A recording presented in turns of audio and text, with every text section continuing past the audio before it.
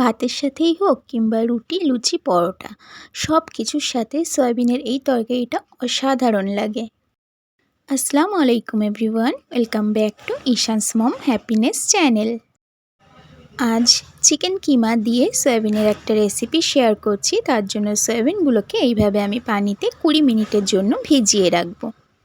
20 মিনিটে বাদবাকি কাজগুলো করে নেব। এখানে চিকেন কিমা নিয়েছি, আপনারা কম বেশি করে নেবেন। আলু, টমেটো, পেঁয়াজ নিয়েছি, সবগুলোকে খুব সুন্দরভাবে কেটে নিয়েছি। এই যে লঙ্কা আর পেঁয়াজটাকে আমি বেটে নেব, আর এই পেঁয়াজটাকে এইরকম কোচানো পেঁয়াজটাই আমি ইউজ করব।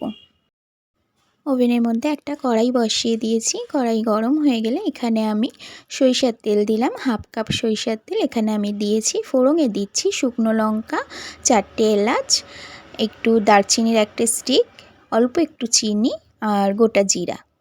কয়েক সেকেন্ড তেলের উপর একটু নাড়াচাড়া করব। যখন সুন্দর একটা ফ্লেভার আসবে তখন আমি আগে থেকে বড় বড় করে কেটে রাখা আলুগুলোকে দিয়ে দিলাম, আর পেঁয়াজটাকেও একটু মোটা মোটা করে কেটেছি সেটাকেও দিয়ে দিলাম। আলু আর পেঁয়াজটাকে আমি একসঙ্গে ভেজে নেব। 1 থেকে 2 মিনিট এইভাবে আমি একটু ভাজা ভাজা করে নেব।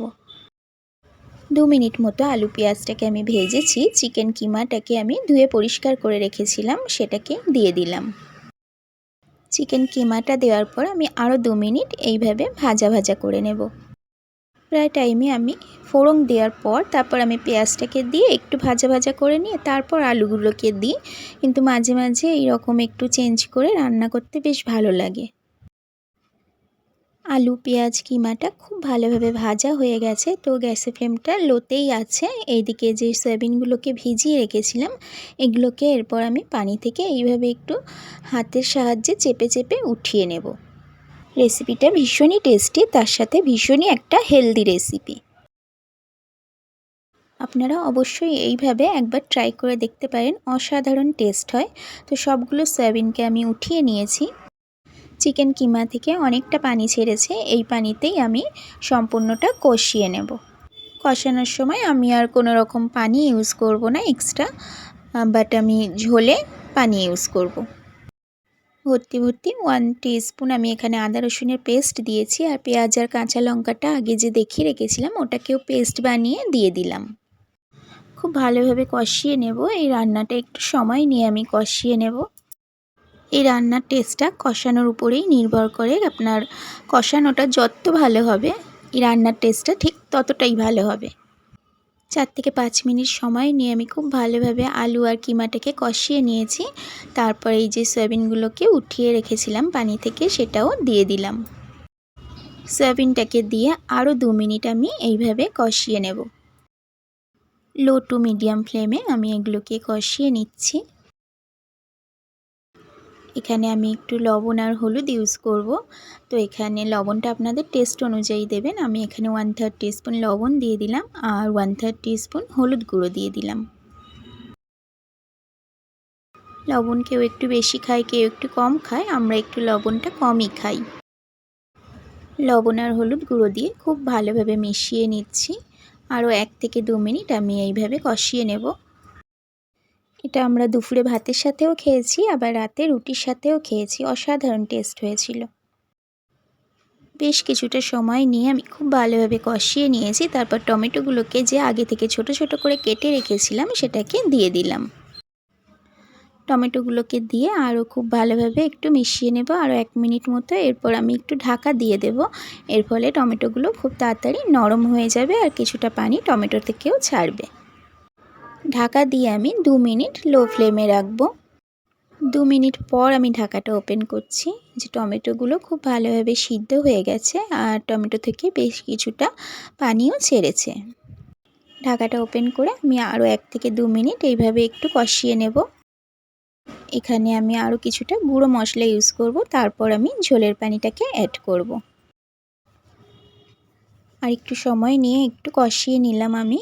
এরপর একটা ভাজা মশলা ইউজ করছি। এখানে গোটা জিরা, ধনিয়া আর গোলমরিচ একসাথে শুকনো কলায় ভেজে গুঁড়ো করে রাখি, সেটাই আমি 1 টিস্পুন দিয়ে দিলাম। আপনারা চাইলে আলাদা আলাদা হাফ টিস্পুন জিরা গুঁড়ো, হাফ টিস্পুন ধনিয়া গুঁড়ো আর 1/3 টিস্পুন গোলমরিচ গুঁড়ো দিয়ে দিতে পারেন। হাফ টিস্পুন আমি এখানে কাশ্মীরি লঙ্কা গুঁড়ো ইউজ করলাম। এতে কালারটা খুব সুন্দর আসবে, কিন্তু ঝাল হবে না। আপনারা চাইলে এখানে একটু গুঁড়ো লঙ্কাও ইউজ করতে পারেন, ঝাল গুঁড়ো লঙ্কা। বাট আমাদের বাড়িতে খুব একটা বেশি ঝাল কেউ খায় না, সে কারণে আমি আর ঝাল গুঁড়ো লঙ্কাটা দিলাম না। এমনিতেই শুকনো লঙ্কা দিয়েছি আর পেঁয়াজের সাথে কাঁচা লঙ্কা বাটা দিয়েছি। তো তারপর আমি ঝোলের পানিটাকে অ্যাড করে দিলাম। এখানে আমি 1 লিটার পানি দিয়েছি আর গরম পানি দিয়েছি। আমি রান্নাটা বেশিরভাগ টাইমে গরম পানিতেই করি।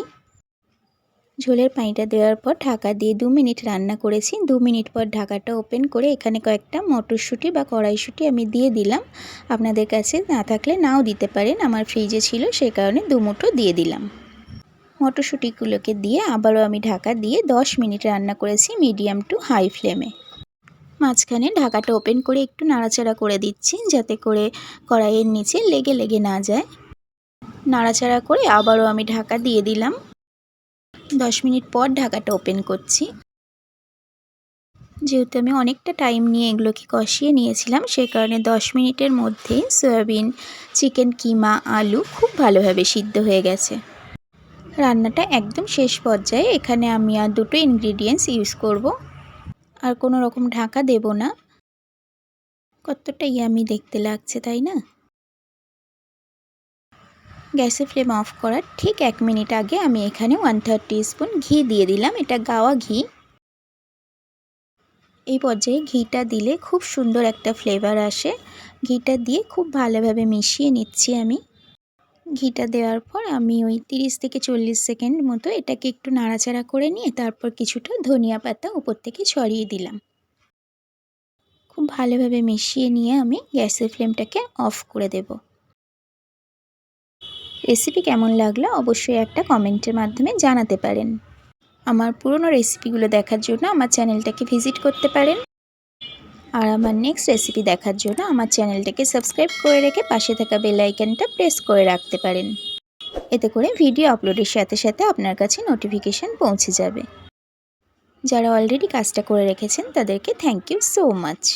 রান্নাটা একদম কমপ্লিট হয়ে গেছে। গ্যাসের ফ্লেম অফ করে আমি 2 মিনিট ঢাকা দিয়ে রেখেছিলাম। 2 মিনিট পর দেখাচ্ছি ফাইনাল লুক। তো এখনই আমি একটু সার্ভ করে নেব। এখন আমি আর আমার ঈশান একটু শুধু খাবো, তারপর লাঞ্চে ভাতের সাথে খাবো, আর ডিনারে এগুলো আমরা রুটির সাথে খেয়েছিলাম। আবারও দেখা হবে নতুন কোনো ভিডিওতে নতুন কোনো রেসিপির সাথে। কিমা দিয়ে সয়াবিন আলুর তরকারি সার্ভ করতে করতে আজকের মতো টাটা, bye bye. Thank you so much for watching my video. যে কোনো রেসিপি আমি বানানোর পর, খাওয়ার পর, তারপরই ভয়েস দিই। তো এই ভয়েস দেওয়ার সময় মনে হচ্ছে আবার কবে বানাবো, কারণ এটা এতটাই টেস্ট হয়েছিল। আল্লাহ ব্লেস অল অফ ইউ।